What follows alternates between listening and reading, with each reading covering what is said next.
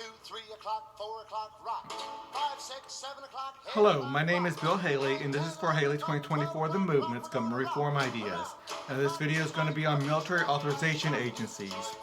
This video, what we're doing here is changing the foundations of government by proposing a change to the U.S. Constitution, creating a whole new Constitution. This will replace the current U.S. Constitution, state constitutions, and actually create a local constitution. A lot more free enterprise, a lot smaller government, but what we're going to is a competitive governing agency. We're going almost all free enterprise, so what we need is some accountability from the representatives of the people. So representatives of the people have always been a good way of having accountability, and so we want to keep that. We have two of those in this Constitution. One more for the law enforcement, domestic law enforcement. One more for the military foreign affairs. This one's going to be the military foreign affairs. So let's go over the whole Constitution. We'll go over the overview of it. Then we'll touch the clauses dealing with the military authorization agency. We're going to call it MAA, but let's go through it. Okay. And by the way, it is May of 2021 already. I got this dated last month. But 2021, starting February of 2021, probably through end of June 2021, I'm going to do about 2 or 3 dozen videos dealing with a lot of aspects of this Constitution. So I have a lot of them out, about half of them out. So I'm about halfway through right now. So I still have a lot to do. I've already done probably 20 or so videos. So let's go over this. First thing you have to understand is we're going to separate all government power into 30 sectors, which means top-level elected leaders, different people over top of, let's say, family law versus the military versus the police versus insurance versus food versus education, environmental. Top-level elected leaders, different top-level executive leaders, legislative leaders, judicial leaders in each one. So it's highly important to understand that no one person has authority in more than one sector at a time. And this is separated the same as federal, state, and local, just like it is now as well. So you belong to a CRA, which we'll get to in a second, per sector. So not only do we separate all the powers into 30 sectors, but then within each sector, you choose how you want to be governed. It's called competitive governing, and we call them competitive regulatory agencies. That means they govern, they represent, and they regulate. These are full governmental systems with executive, legislative, and judicial powers. Only when things have to go up to the next level do we go monopolize governance. Now there's monopolized regulations where the governance is still done mostly down at the competitive regulatory agency level. But what we're talking about here is the accountability section, the military authorization agency. Another side is highly valuable too.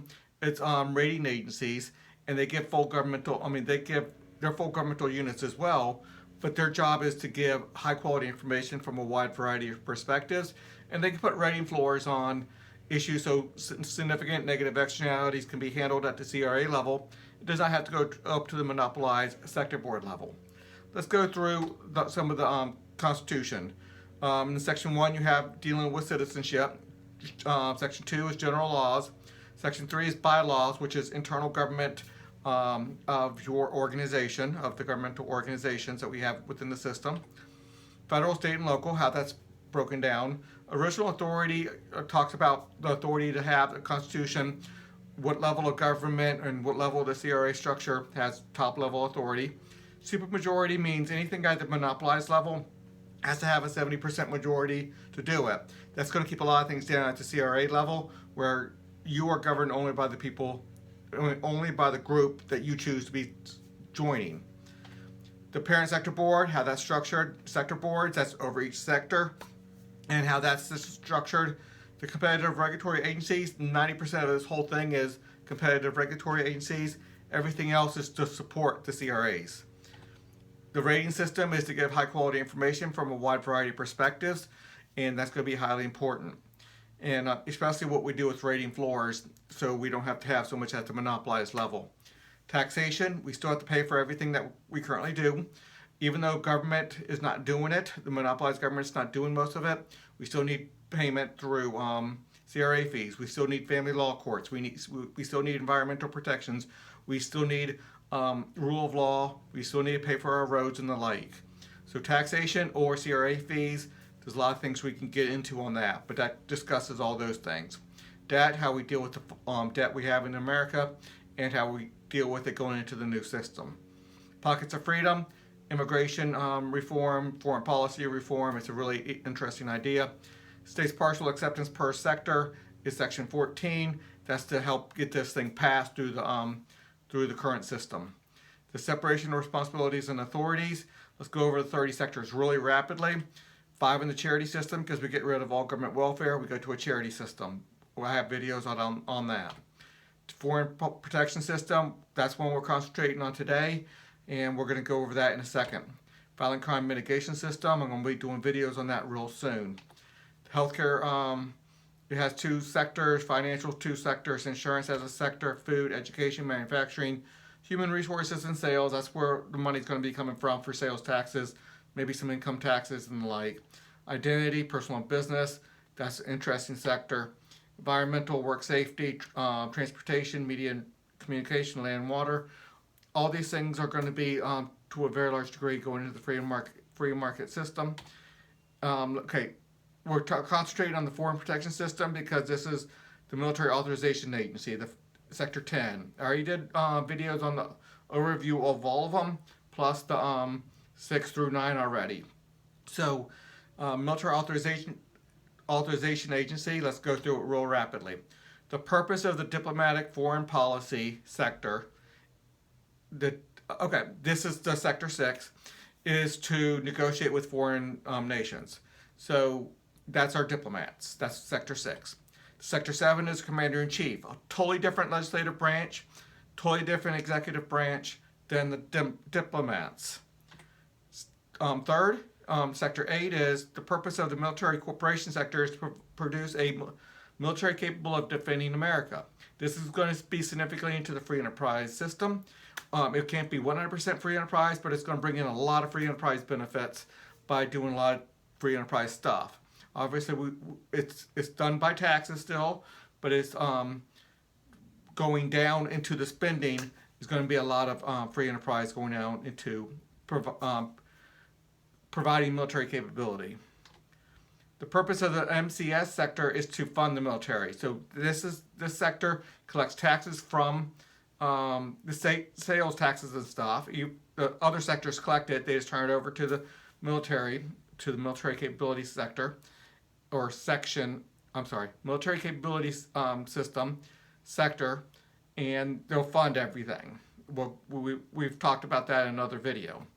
Okay, so this video is going to be on the military authorization agency. It's an accountability sector. The military authorization agency sector is established. So every sector has to be established, and establishing means you have roughly 12 sectors, 12 CRAs, and you choose what CRA you want to join. And you have to join one of the 12.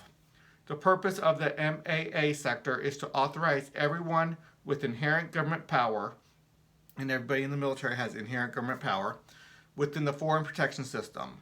So Commander-in-Chief has inherent power, people in the MAA, this military authorization agency has inherent power, the spending sector has inherent power, so everybody within the 5 sectors has inherent power. So this will stop anybody from going outside the norms and stop any type of problems. Okay, this MAA, the Military Authorization Agency sector, authorizes everyone within the full foreign protection system. Every person within sectors 6, 7, 8, 9, and 10, that's the full foreign protection system, including employees and subcontractors with military or governmental powers, as defined by the relevant rating system. I always try to put a relevant rating system or a relevant body over top of defining something.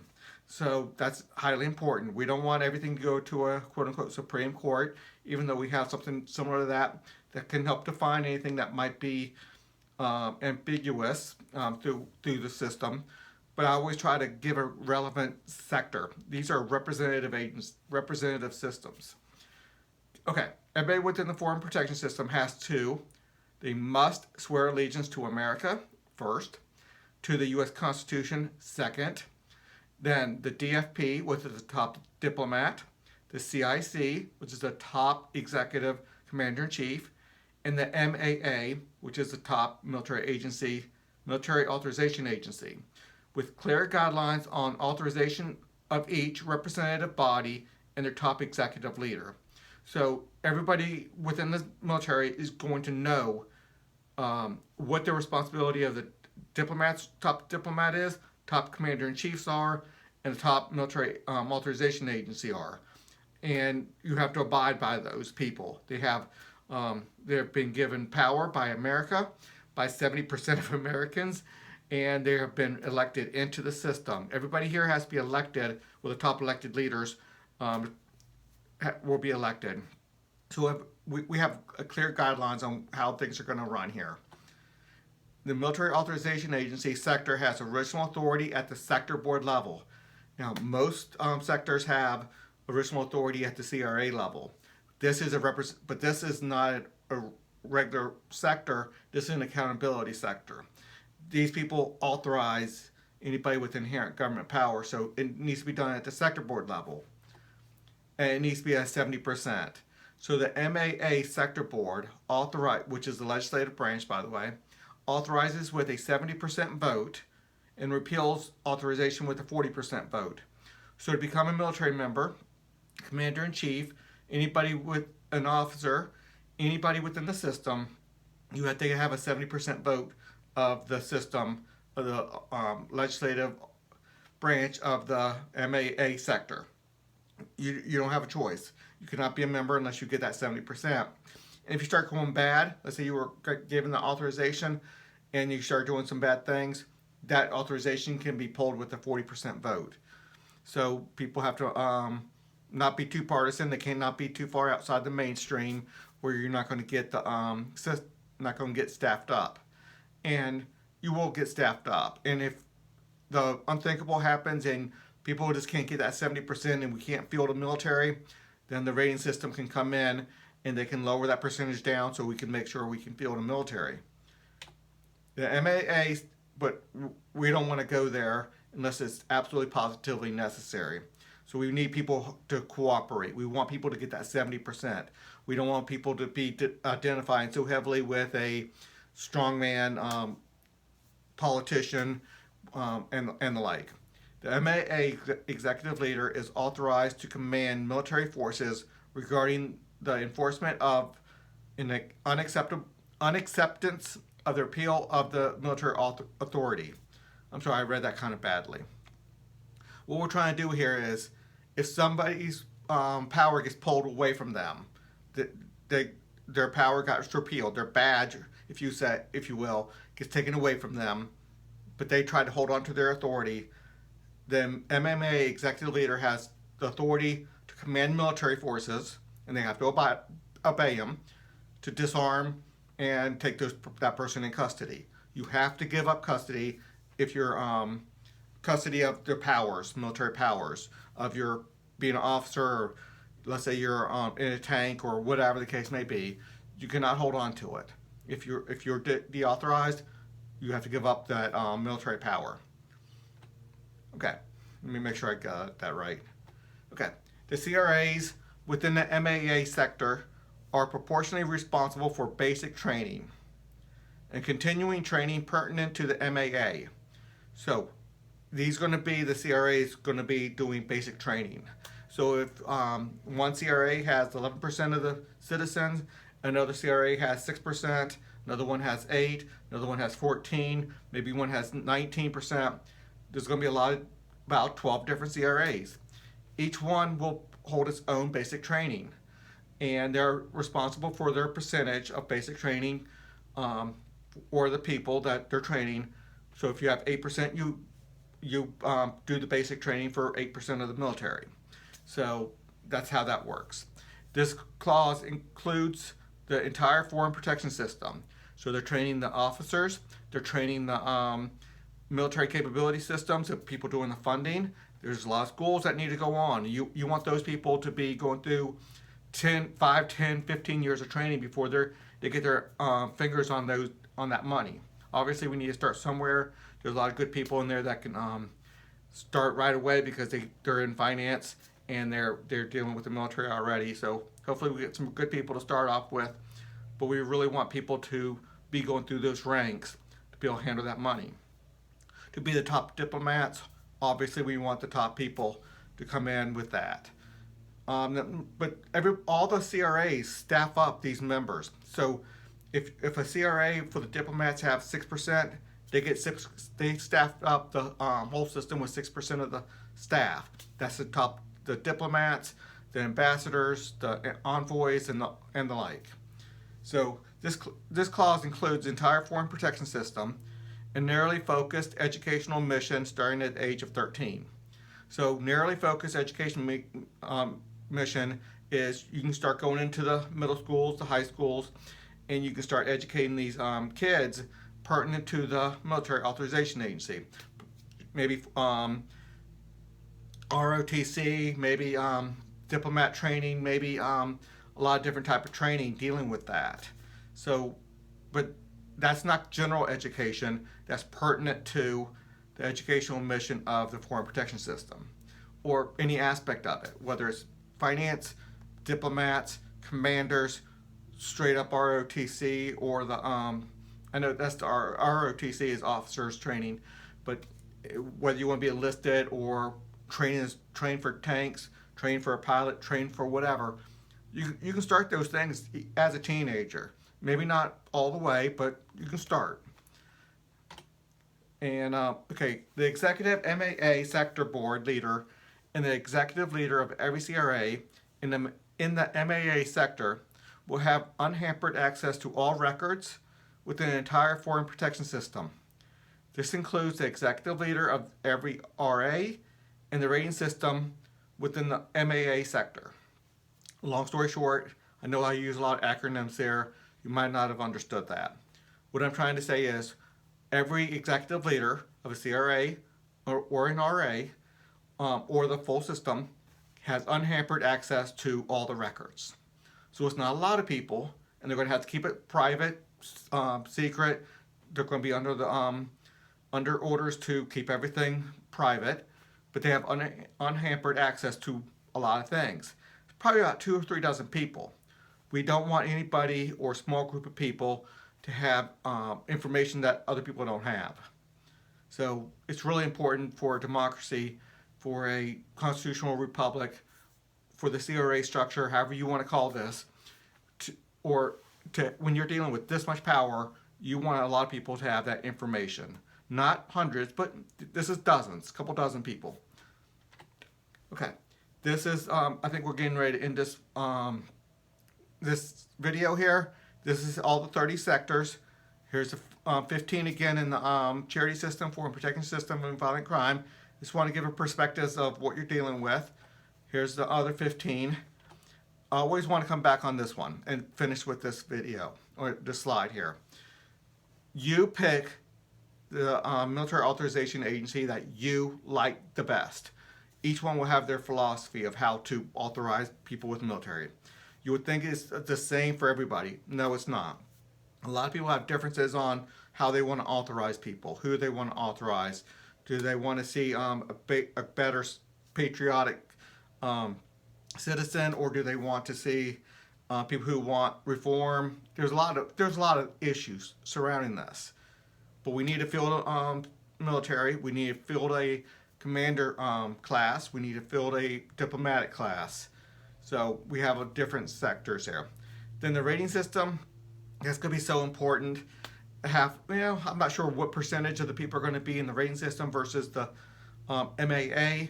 They're going to be kind of working together. They have a little bit different model or different goals. Once they have high-level information, high-level information from a wide variety of perspectives, because 12 different perspectives on the federal level, 12 from each state, 12 from the localities. If the locality is going to have a little bit of power.